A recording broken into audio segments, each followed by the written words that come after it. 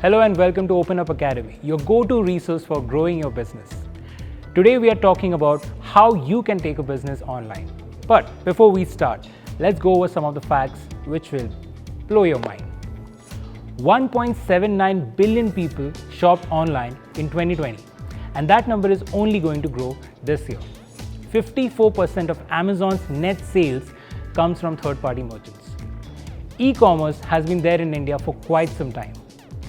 Now, but smaller businesses till very recently refrained from utilizing it for the following reasons: lack of internet knowledge, lack of operational feasibility, and lack of trust.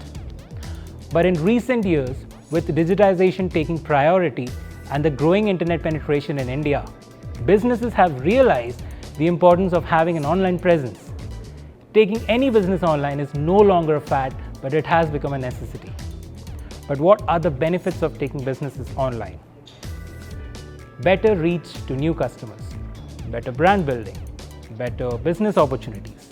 A lot of businesses have grown exponentially because they have taken their businesses online. And how do we take a business online? If you are an individual creator, then you can take your business online by using platforms like Facebook, Instagram, WhatsApp, etc. If you already have an offline store or business, then platforms like Shopify, Dukaan, OpenStore can help you with it. If you run a kitchen or restaurant, then platforms like Zomato, Swiggy can help you take your businesses online in the form of Cloud Kitchen. If you have a distribution, retail business, then you can list your products on e-commerce platforms like Amazon, Flipkart, etc.